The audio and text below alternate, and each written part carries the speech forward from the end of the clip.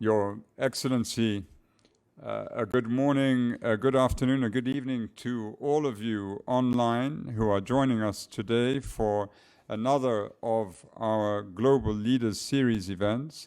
I am Zaid Ra'ad Al Hussein, the president of IPI, and on behalf of all my colleagues here, I welcome you most warmly to this event.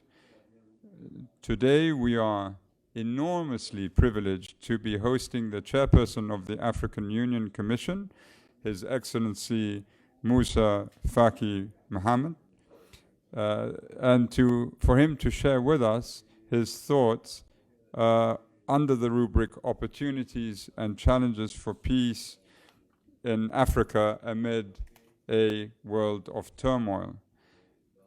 His Excellency is now in his second term as chairperson of the African Union Commission, a position he has held since January 2017.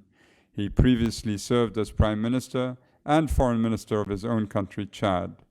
He's accompanied today by his highly distinguished colleagues, and it is a pleasure for us to be engaging in this discussion with the chairperson today. As you all know, the rules are the same. I will invite His Excellency to introduce his thoughts on contemporary trends on the continent, the opportunities and challenges that exist, and reflect on the AU's overall role as a multilateral institution. And following that, I will engage His Excellency in a discussion. The chairperson will speak in French, and we have interpretation with us, so please be alert to that. And now it gives me great pleasure, and I'm utterly delighted to invite my old friend, His Excellency, the chairperson of the African Union Commission, to address us. And then we will have our conversation. Your Excellency, please. Monsieur le Président de IPI, cher ami Zaid Ra'ad Al Hussein, merci de nous accueillir dans votre prestigieux institut et merci de nous donner l'occasion de nous adresser à vous et à tous les amis qui sont en ligne. L'Afrique est au centre d'attention et des vifs intérêts de tout genre. Elle est l'objet de convoitises de plus en plus fortes et concurrentes. Le nombre de puissances et d'ensembles internationaux qui cherchent à établir avec elle des partenariats ne cesse de croître. 80%, dit-on, des réunions du Conseil de sécurité des Nations Unies sont sur les questions africaines. Cet intérêt croissant ne se traduit pas toujours par des dividendes probants en matière de paix et de développement pour le continent, malheureusement. La solidarité effective avec l'Afrique dans ses tentatives de réponse à la COVID-19 ont permis de mesurer la vanité des élans enflammés et autres professions de foi en faveur du continent. Face à cette situation de désenchantement et de déception des peuples du continent, vis-à-vis de ceux qui n'ont à la bouche que soutien, partenariat, solidarité, quelle réponse le continent et son outil représentatif à l'échelon international peuvent-ils opposer pour la prise en main de leur propre destin? C'est à ces trois problématiques que je souhaite formuler des brèves remarques. Sur nos déceptions, vis-à-vis de la solidarité internationale dans notre lutte contre le terrorisme et pour la paix et la sécurité, je vous invite à regarder en face l'expansion de ces phénomènes à l'échelle de l'Afrique. Au Sahel, cette ceinture territoriale de plusieurs millions de kilomètres carrés couvre au sens large les territoires qui vont de Djibouti en passant par le Soudan, le Tchad, le Niger, le Mali, le Burkina, la Mauritanie et le Sénégal. Cet ensemble, le G5 en particulier, est exposé de façon bouleversante au terrorisme dans sa forme la plus meurtrière, le djihadisme. Qu'a-t-on fait pour soutenir cette vaste région dans ses efforts de résistance. Bien sûr, l'on a organisé des réunions, rassemblé des experts, réuni des sommets qui se sont conclus par des belles et chaleureuses déclarations de soutien et de solidarité. Bien sûr, des stratégies, plus d'une quinzaine au Sahel, ont été adoptées. Bien sûr, des chiffres astronomiques d'aide et d'investissement ont été promis. Mais bien sûr, les populations du Sahel, au Mali, au Niger, au Burkina Faso, continuent tous les jours de mourir par dizaines, voire par centaines, sous les balles des terroristes. Les milliers d'écoles fermées et des centaines de milliers de jeunes perdent leur chance de savoir lire et écrire. Des établissements sanitaires sont détruits et les enfants continuent de gémir, jetés sur le sol, et des femmes d'accoucher dans la douleur, aux portes fermées ou brûlées des établissements.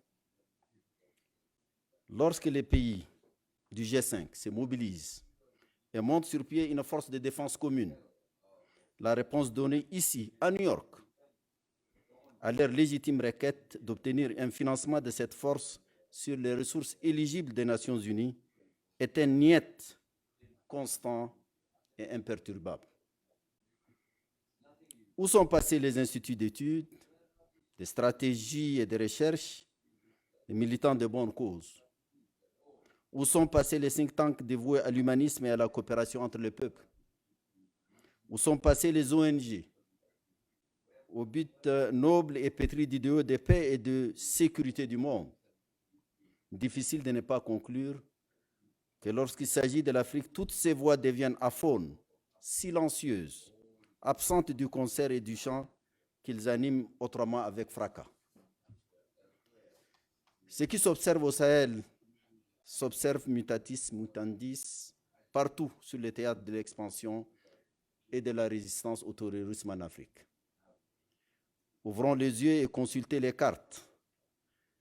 Le bassin du lac Tchad, où Boko Haram continue de semer la mort et la désolation. La Somalie, où les Chebab défient l'autorité de la mission africaine, anémiée de ses carences financières. La Libye, où les mêmes scénarios prévus, où le cancer de tous les extrémismes continue de miner les corps et abîmer l'âme de ce peuple. La métastase, j'ose le terme terroriste, atteint désormais la Côte d'Ivoire, le Ghana, et plus à l'est, l'Ouganda et davantage le Mozambique et la Tanzanie. Le tableau est particulièrement hallucinant. Les nouveaux foyers de terrorisme alliés aux gangs de trafic de drogue, des armes et des êtres humains naissent partout et se développent impunément devant le silence assourdissant de la plupart des acteurs gouvernementaux et non gouvernementaux du monde. Prenez d'autres domaines, la Covid-19 par exemple. Comment donner crédit au partenariat avec l'Afrique et la solidarité avec elle lorsque chaque jour, les médias nous assomment avec notre taux de vaccination de moins de 6% et celui du reste de la planète ayant dépassé les 70%. De quelle justice, solidarité et partenariat nous parle-t-on? Les résistances de la planète au changement climatique n'offrent point de consolation, tandis que la responsabilité fort limitée de l'Afrique dans la détérioration significative et continue de l'environnement n'est contestée par personne. Sa part dans le financement universel de la lutte contre les changements climatiques demeure franchement décevante. De quelle solidarité, de quelle justice nous parle-t-on encore? On peut multiplier les exemples à l'infini. Arrêtons-nous à ce niveau pour s'aménager quelques minutes à mon propos sur notre stratégie de faire face à ces grands défis de l'abandon en matière de paix, de sécurité et de développement. Plusieurs mécanismes sont mis en place non sans difficulté, dois-je le reconnaître. Sur le plan doctrinal, l'Union africaine a élaboré et adopté en 2013 un plan stratégique pour 50 ans. C'est l'agenda 2063 qui incarne les principales aspirations des peuples africains au changement et à la construction de leur futur. Si cette doctrine a servi et sert encore de cadre théorique à notre lutte pour un bien-être durable, il faut reconnaître que sa traduction dans les faits et vécu quotidien demande encore d'immenses efforts de planification, d'hiérarchisation des priorités et surtout d'application à l'échelle du continent par les communautés régionales qui sont les piliers de l'Union africaine. L'émergence de celle-ci en complément à l'instrument continental et en application du principe de rapprocher l'Union africaine des populations s'est peu à peu affirmée et devenue une réelle donne en faisant des vrais pôles de développement et d'intégration régionale. La zone de libre-échange continentale est venue donner une puissance accélération de l'histoire de l'intégration économique africaine, vieux rêve à côté de la libération du joug colonial et du système d'apartheid de tous les pères fondateurs de l'Union. La zone de libre-échange continentale se présente aujourd'hui comme une vraie promesse de développement et de prospérité. Soumise à l'heure actuelle à un travail de fond pour la réformer, l'Union africaine se prépare à être ce que l'Afrique souhaite qu'elle soit, un vrai leader de la construction de la paix, de la sécurité, de l'éradication des violences et des transformations du continent. À l'évidence, un tel rêve ne se décrète pas. Il faut le réaliser dans les faits. Pour s'y faire, il faut supprimer des montagnes d'obstacles, à la fois endogènes et exogènes. Les obstacles endogènes portent sur la classique dualité du dogme souverainiste des pouvoirs nationaux et les impératifs de la liberté d'action à reconnaître au directoire continental. C'est un problème qui ne se pose pas uniquement à l'Afrique. La construction des ensembles supranationaux sont tous confrontés aux mêmes défis. L'exemple européen est à ce titre éclairant. Au plan exogène, les interférences extérieures d'hier n'ont pas baissé la garde et les crises africaines qui éclatent ici et là, à l'échelle du continent, nous en fournissent des preuves tous les jours. La solution des problèmes africains par les Africains a encore un long chemin à faire. Notre détermination à l'appliquer et à l'imposer est sans faille. C'est une question centrale dans la réforme de nos partenariats stratégiques dont j'ai rappelé la floraison tantôt. Dans cette recherche de prise en main du destin africain, nos priorités sont connues. L'investissement humain et financier dans la paix et la sécurité, les infrastructures, l'énergie, l'agriculture, l'économie bleue, la digitalisation, la sauvegarde de l'environnement, la formation des ressources humaines et l'octroi des emplois pour nos jeunes et nos femmes sont les secteurs où les attentes des populations africaines sont les plus pressantes. La bonne gouvernance, la lutte contre la corruption, la concussion, les détournements des deniers publics, le népotisme, le gaspillage des ressources et leur mauvaise gestion se situent au centre de la philosophie politique en Afrique et des améliorations des politiques publiques. Le respect des droits de l'homme, civils et politiques, l'adoption des règles de dévolution du pouvoir assurant l'équilibre des pouvoirs et créant les chances d'une stabilité inclusive et pérenne dans un état de droit digne de ce nom est un chantier qui reste à construire. Est-il superflu de souligner, ici avec force, combien les progrès et réformes fondamentales dans tous ces domaines sont les meilleures garanties pour un monde africain de paix, de sécurité, de rapports apaisés entre tous les citoyens et toutes les communautés dans tous les États africains. Notre stratégie de faire taire les armes, ce projet phare de notre Union est ici dans cette voie de réforme politique, économique et sociale. Elle n'est nulle part ailleurs. Le problème ici, je m'empresse de le souligner, n'est pas tant dans l'observation étriquée et biaisée d'une forme de démocratie imposée par certaines élites ou importée de l'extérieur, mais davantage dans l'invention d'un système de gouvernement assurant les droits humains et garantissant une stabilité propice au développement et à la prospérité. L'Afrique n'est certes pas une île isolée du reste du monde. Pour ce fait simple, elle ne saurait tourner le dos au système universel des valeurs politiques, si tant est qu'il en existe vraiment un seul. Elle ne saurait cependant accepter de subir, tête baissée, tel un aveugle, les schémas qui sont étrangers à ces systèmes culturels, spirituels et politiques propres. Cette dualité du national et de l'universel est une dialectique que depuis des décennies l'Afrique cherche à s'y adapter et de s'y tenir de toutes ses forces. Si l'Afrique se convainc qu'elle ne saurait défier le monde, et encore moins de les narguer, celui-ci doit apprendre et comprendre à apprivoiser l'Afrique plutôt que de la dominer ou la servir. Cette dimension de notre existence est inconcevable hors des nouvelles formes de multilatéralisme. Un multilatéralisme de liberté, de respect, de générosité, d'inclusion et de solidarité entre les hommes. Tel doit être pour nous, comme pour tous les hommes sur Terre, les socles sur lesquels devrait reposer la civilisation de l'universel dont intensement tout homme doit rêver et apporter sa brique à la construction de son immense pyramide. Je vous remercie.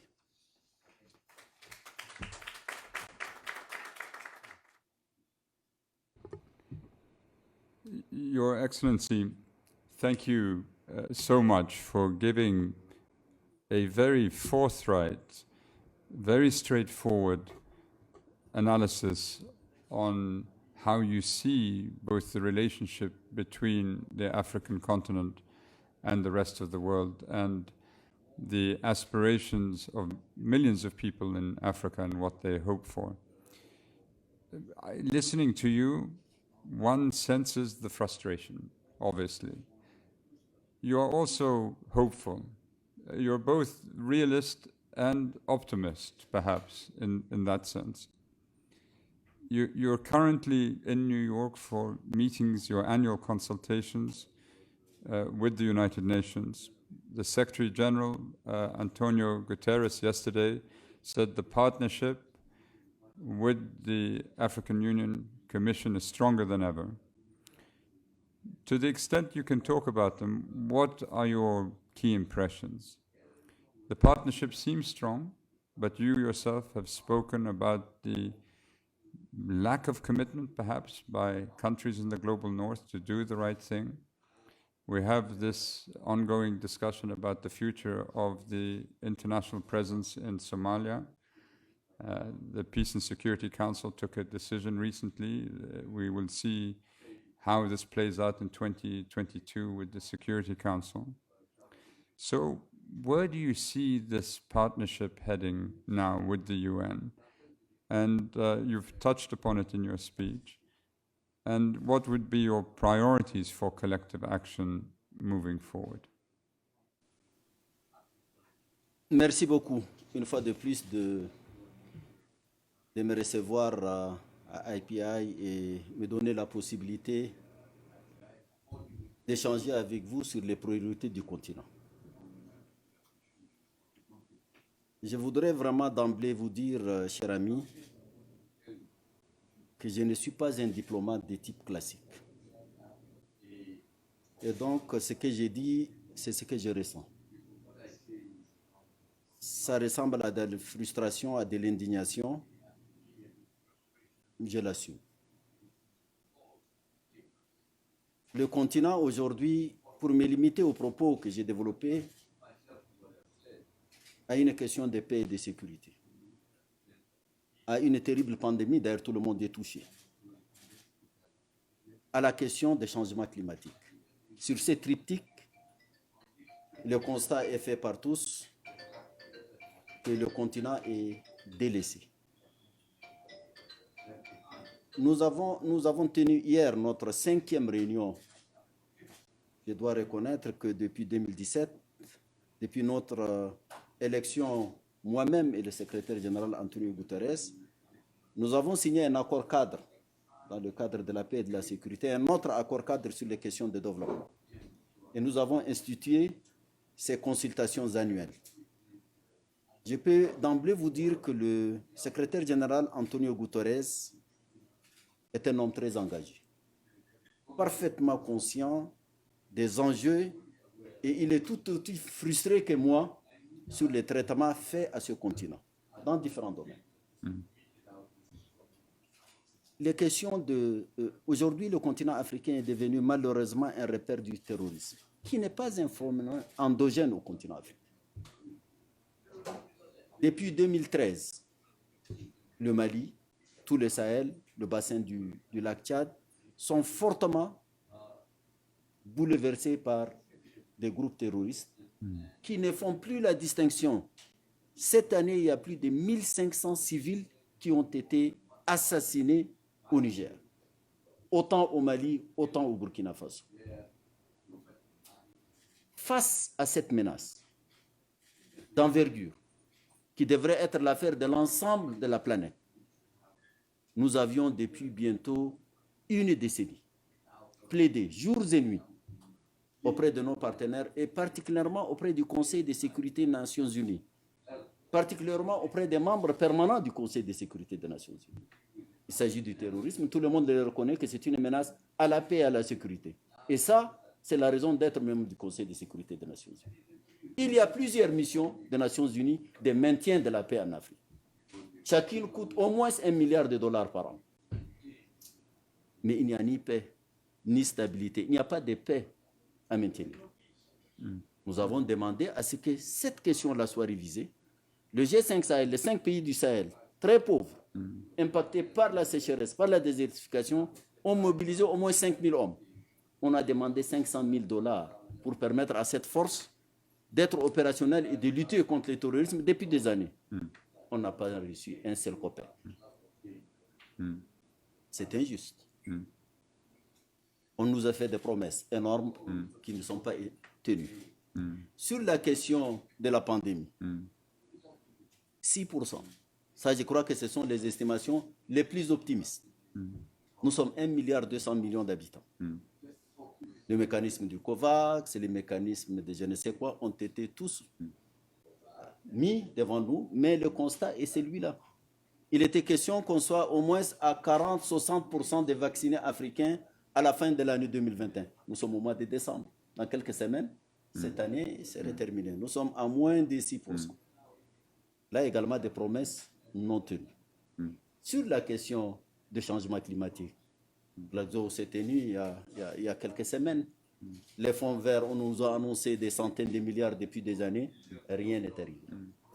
Alors, vraiment, ce sont des situations inacceptables.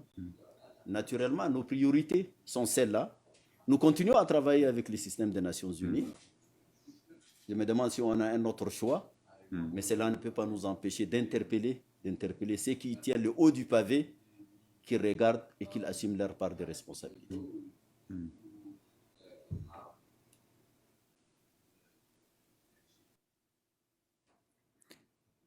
Your Excellency, I of course agree with you completely when it comes to climate change. The 100 billion that was pledged, and only 30 billion was of new money.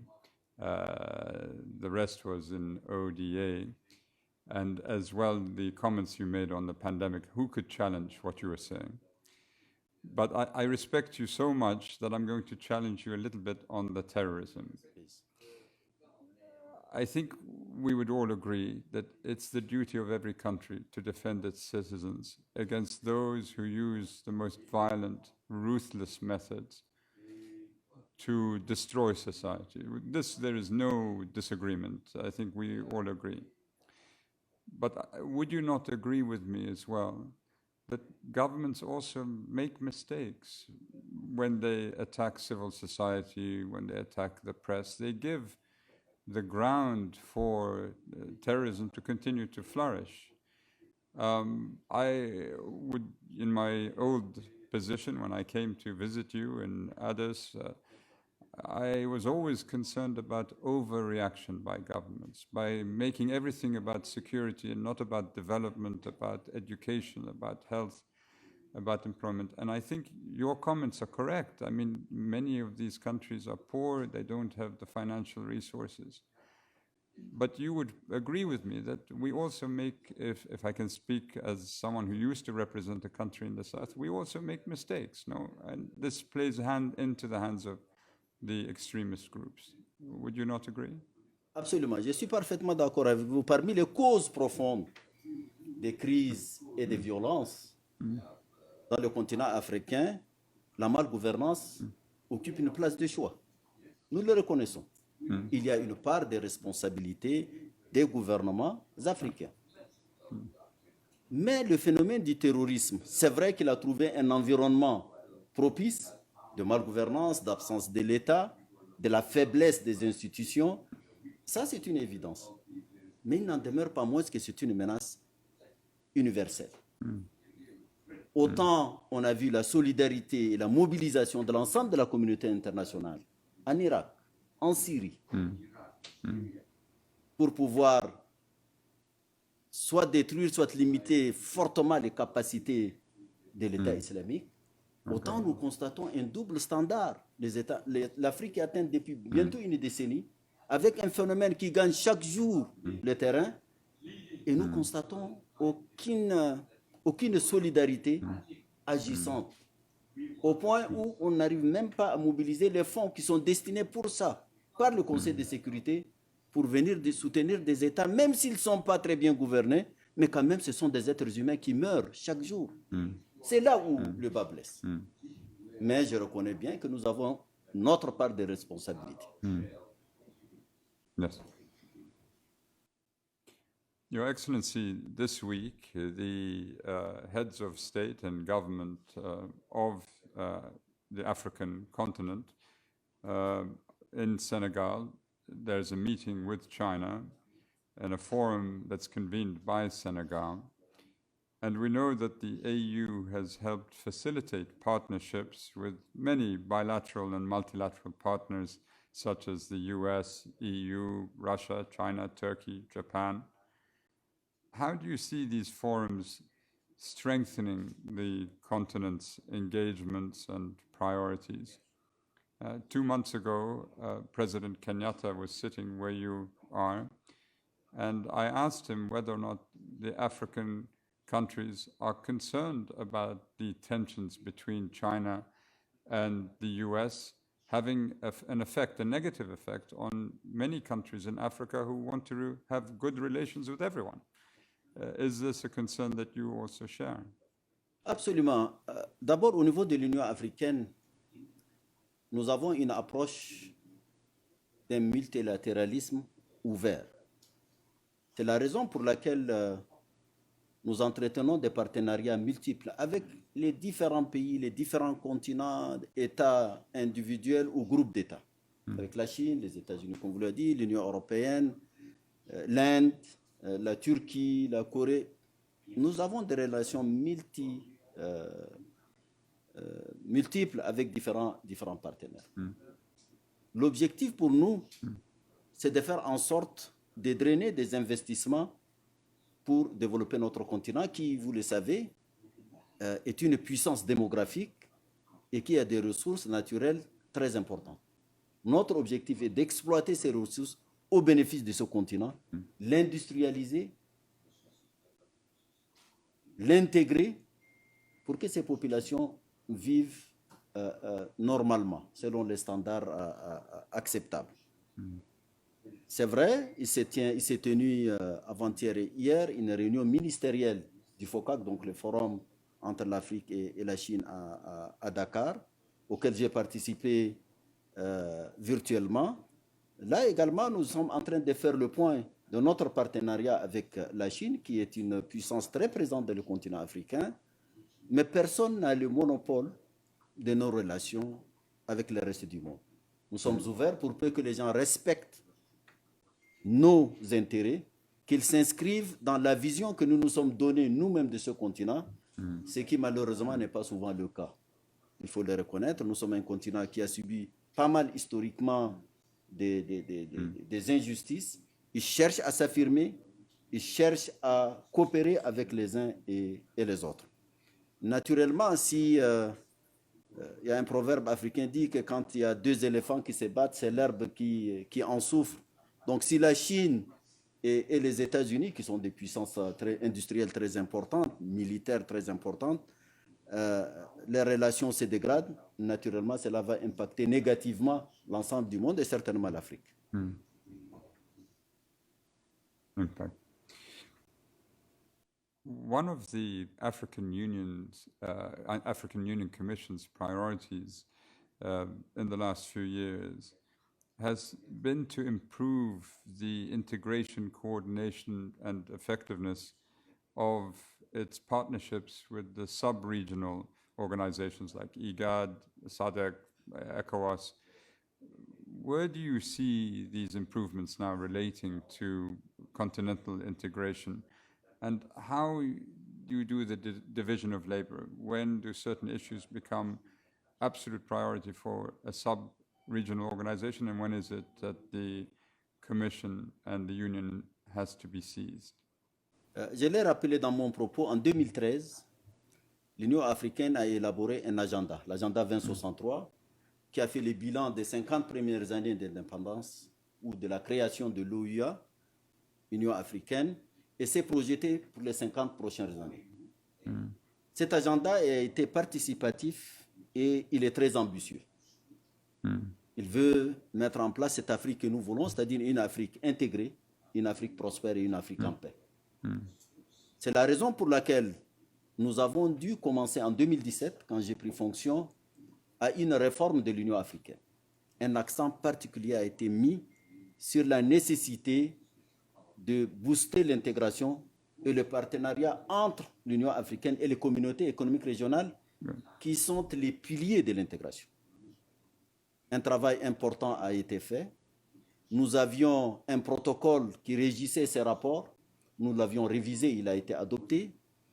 Nous avons institué une conférence annuelle au mois de juin-juillet qui regroupe la Commission de l'Union africaine, le bureau de la conférence et les présidents en exercice des communautés économiques régionales pour faire le point de la situation et de l'ensemble du continent et de chacune des communautés économiques régionales. Naturellement, cela nous amène, et nous sommes en train d'y travailler, nous avons fait la partie paix et sécurité sur la division du travail entre le niveau continental, le niveau régional et le niveau national. C'est un processus qui est en cours et je crois qu'avec la mise en place de la zone de libre-échange continentale, ça c'est un vieux projet, la création des marchés uniques africains a été un événement de très grande portée, même si malheureusement il tombe avec le développement de la Covid, même si sur le plan des infrastructures, la connexion physique entre les différentes régions, entre les différents États africains n'est pas encore totalement achevée, mais c'est un pas important et significatif. Donc nous continuons à travailler. D'ailleurs, au mois de février prochain, nous allons examiner la deuxième partie de la division de la tâche entre l'Union africaine, les communautés économiques régionales et les États.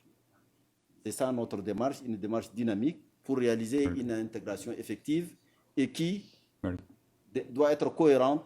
Il y a des responsabilités qui relèvent des États, des groupes des États dans les communautés économiques régionales et un certain nombre de sujets. Notamment, on a limité les compétences de l'organe continental aux questions de paix et sécurité, aux questions de l'intégration, aux questions des partenariats et la représentation du continent africain, c'est-à-dire parler d'une seule voix sur les sujets qui concernent l'ensemble du continent.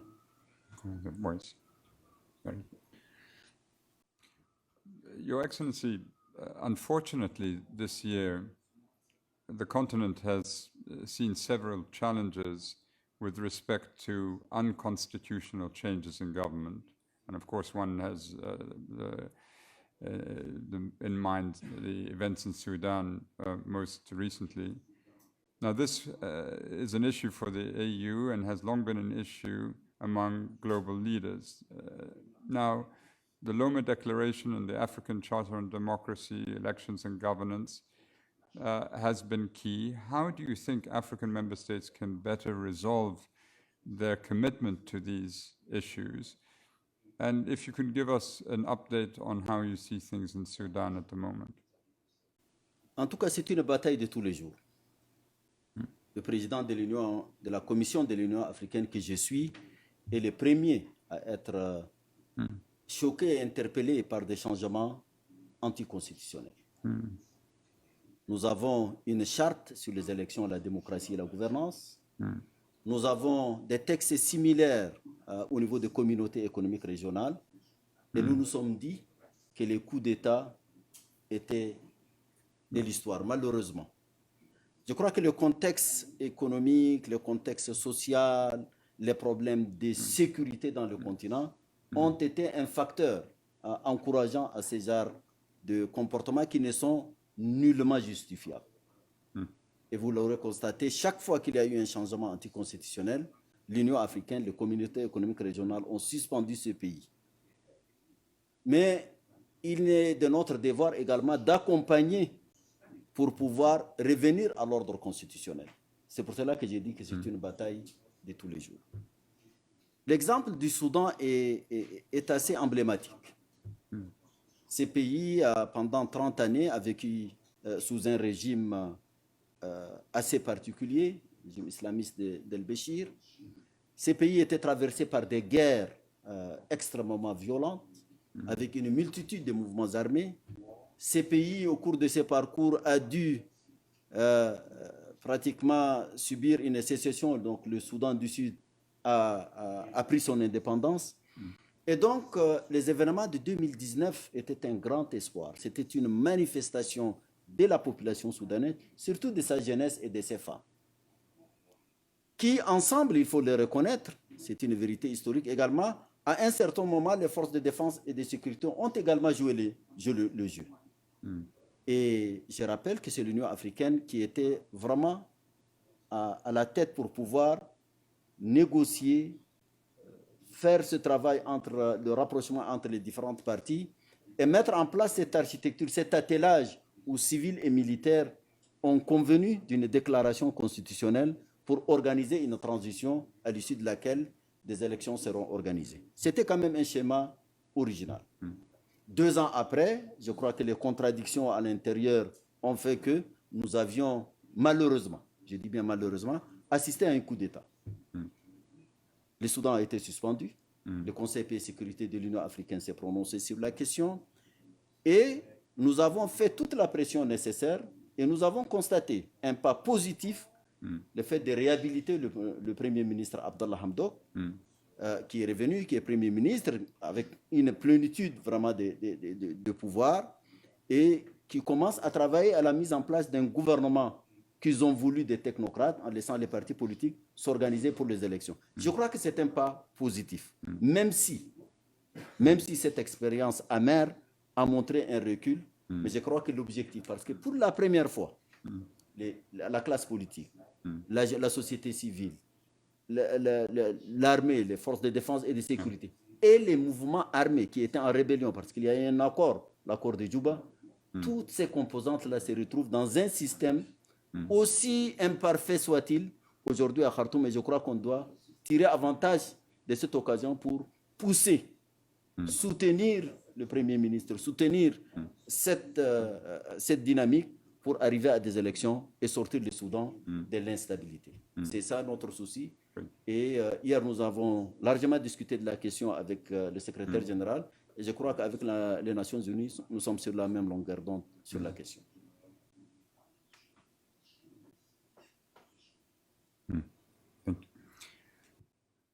Your Excellency, permit me a more philosophical question, if I may.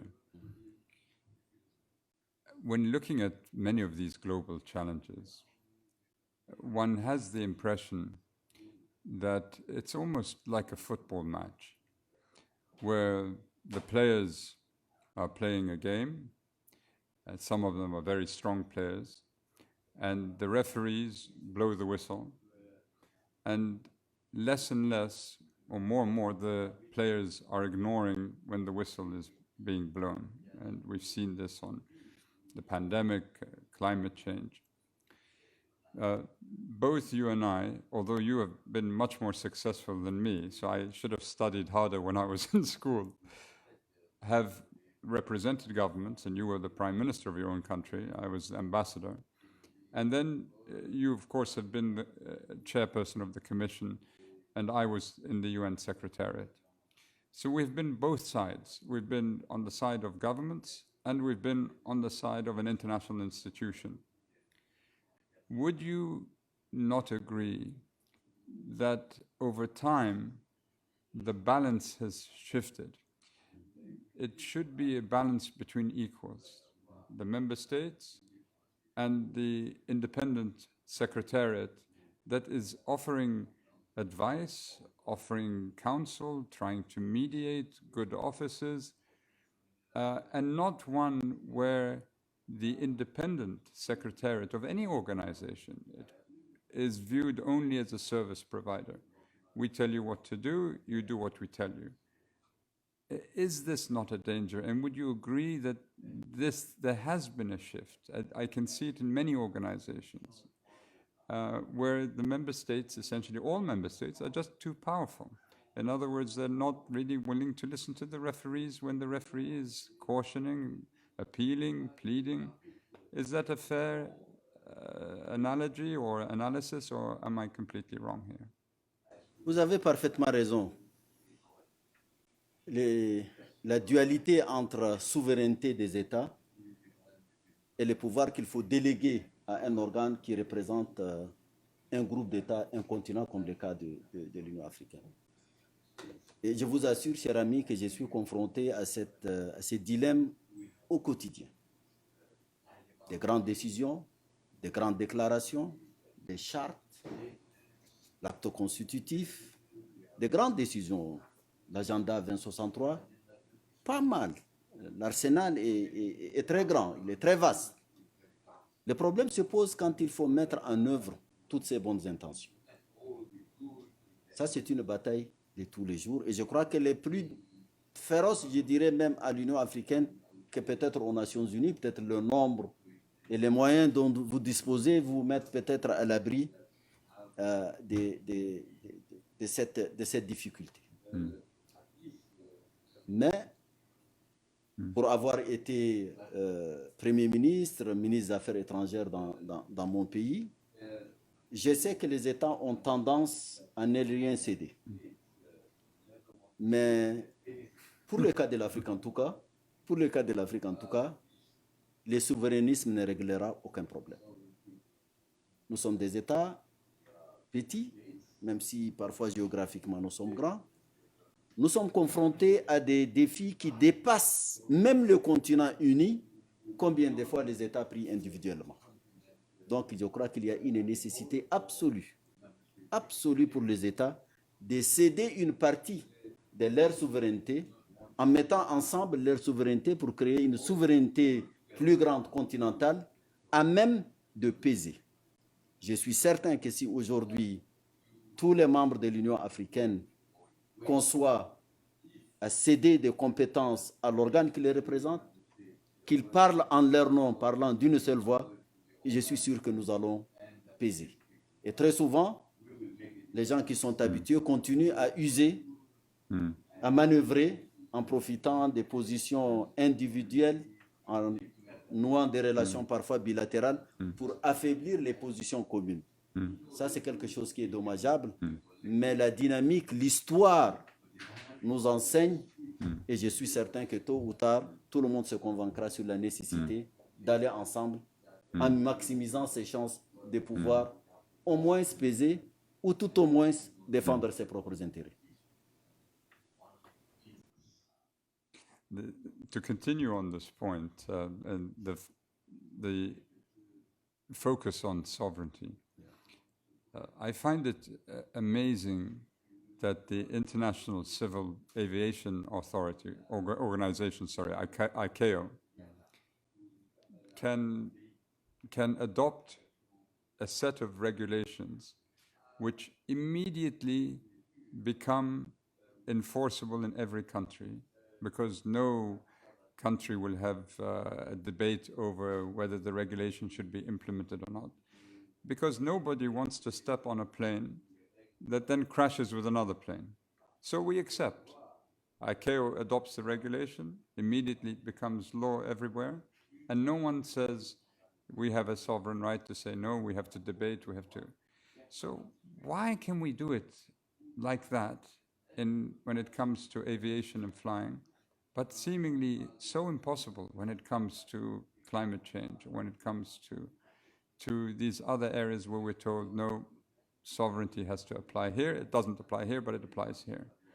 Is this something, I mean, it seems very strange to people who are not familiar with how international organizations or the international system works. They must look at us and think you are very strange people because you invoke it sometimes and you don't in others. Cher ami, je crois que votre question nous amène à la question du multilatéralisme. Le multilatéralisme que nous attendons n'est pas celui-là, celui que nous vivons actuellement. Il y a ceux qui tiennent le haut du pavé et les autres qui sont appelés à appliquer parfois des réglementations, des règles, même qui contredisent leur foi, leur culture. Et je crois qu'il y a nécessité. Vraiment, si on veut un monde civilisé, un monde où chacun se sentira, malgré sa différence, partie de ce monde, il y a une nécessité de réviser les règles. Il ne faut pas que certains dictent et que les autres appliquent. On l'a vu, et nous, en tant que continent africain, avec tout ce que nous avons subi dans l'histoire et ce que nous constatons aujourd'hui, il y a manifestement une injustice, je dirais même originelle.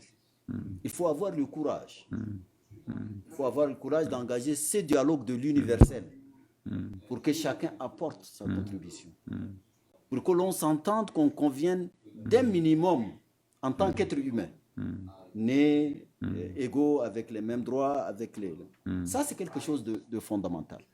Mais si vraiment il y a des puissances économiques, militaires, financières, médiatiques, idéologiques, qui tiennent le haut du pavé, qui régentent le reste du monde, nous ne sommes pas sortis de l'ornière et les crises de frustration, pour reprendre votre terme, elles seront encore davantage violentes. Et je crois qu'il faut avoir le courage et la modestie d'écouter également les autres. Je crois que nous gagnerons tous. But here, I agree with you, but could I not also challenge you in saying that commenting about whether or not a country adheres to universal principles, or what those universal principles are, or universal norms, is not an infringement on sovereignty, because the predecessor of the African Union, the Organization of African Unity, during the apartheid years in South Africa, regularly was pushing resolutions in the General Assembly condemning the actions of the apartheid regime. And the apartheid regime said, this is interference, this is intervention, you can't do this, you can't...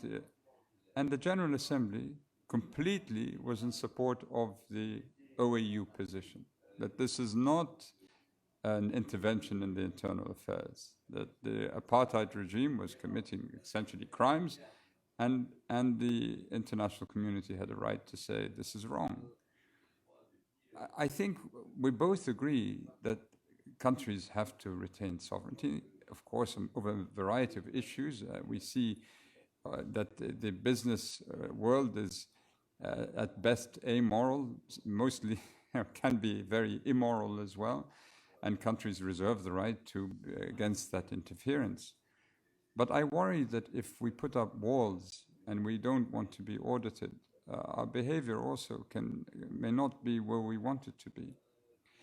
Here I would like to, because I see the time running, and we could speak for many hours, and I'm privileged to have this experience.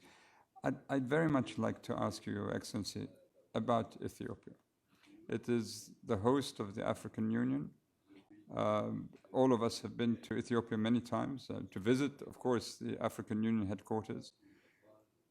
Could you give us an impression of where we are now with the Obasanjo shuttling? Are you hopeful that we can find a resolution to the crisis in Ethiopia? And what's the mood in Addis at the moment? D'abord, sur le premier point, très rapidement, il y a des valeurs universelles sur lesquelles, des valeurs communes sur lesquelles il n'y a pas de divergence. Il faut le promouvoir. Ça, je suis totalement d'accord. Ce que je redoute, c'est vraiment une position dominante qui s'impose totalement sur plusieurs sujets, sur le plan économique, sur le plan diplomatique, sur le plan militaire. Ceci étant, Effectivement, il y a des conflits dans un certain nombre d'États africains, et particulièrement en Éthiopie, qui, vous l'avez rappelé, est le siège de l'Union africaine. Le problème a commencé en novembre 2020, le 4 novembre, je crois. Et quelques jours après, le 9 novembre, j'ai sorti un communiqué pour exprimer la position de l'Union africaine, qui, tout en insistant sur l'indépendance, la souveraineté, l'intégrité territoriale de l'Éthiopie, a appelé dès le départ à une solution politique entre les parties. Parce qu'un problème de cette nature entre l'État fédéral et un État fédéré est un problème éminemment politique et doit avoir une solution politique. Malheureusement. Malheureusement, le conflit a pris une dimension et c'est une véritable guerre qui s'est installée dans le pays. L'Union africaine, le président Ramaphosa, qui était président en son temps, et nous-mêmes avions envoyé plusieurs émissaires, dont 3 anciens chefs d'État, le président Chissano, Mme Sirleaf, le président Motlanthe. En son temps, les partis n'étaient pas disposés au dialogue. Récemment, en août, j'ai nommé l'ancien président Olusegun Obasanjo. Il a réussi, comme vous l'avez dit, à faire le shuttle. Donc, il a fait la navette entre Addis Ababa et Mekele. Il a écouté les partis, les revendications, les conditions, des conditionnalités des partis. Pour le TPLF, il s'agit d'ouvrir la voie pour que l'aide humanitaire, les médicaments aillent. Il faut rétablir les services publics dans la zone du Tigray. Et ils ont demandé également le départ des forces érythréennes du pays. Pour le gouvernement, d'abord sa reconnaissance en tant que gouvernement légitime, ils ont demandé à ce que les troupes du TPLF qui sont rentrées dans les territoires Amhara et Afar repartent dans les limites de leur territoire. C'est sur ça qu'est en train de travailler le président Obasanjo. Nous avons constaté que pour l'ouverture, pour les aides alimentaires, il y a quand même des progrès. Hier, avant-hier, il y a 100 et quelques véhicules, 150 véhicules qui ont pu aller à Mekele. Il a été également accepté par les partis, et notamment le gouvernement, que par avion, on puisse transporter des médicaments à Mekele, qui est la capitale du Tigray. Donc, on constate également que je crois que sur le terrain militaire, il y a une certaine stabilité sur les lignes de combat. Nous allons continuer, le président Obasanjo continue. Nous en avions discuté avec les Nations Unies qui soutiennent. On a demandé à ce que tous les partenaires soutiennent cette médiation africaine.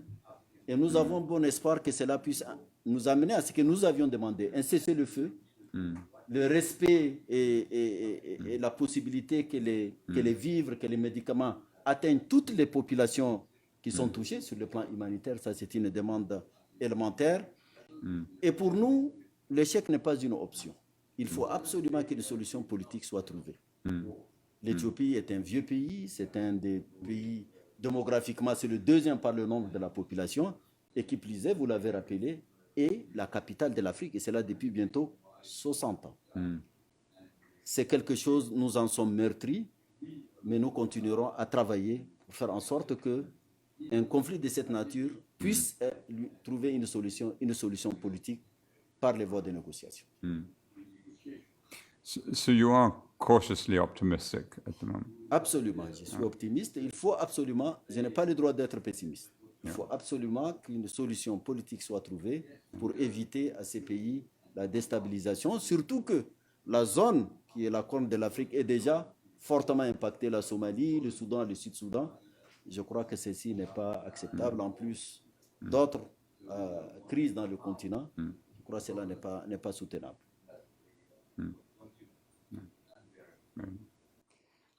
Your Excellency Moussa Faki, Chairperson of the African Union Commission, it's been a huge honor for us. On behalf of all the online audience and my colleagues here at IPI, thank you for visiting us. I hope you will continue to visit us in the future, and we will continue to analyze with you, knowing that you have us as supporters of what it is you're trying to do. And we wish you all the best of luck in your endeavors. Thank you, dear friend. It was a pleasure. It will be a pleasure to come back. Thank you so much. Thank you. Thank you.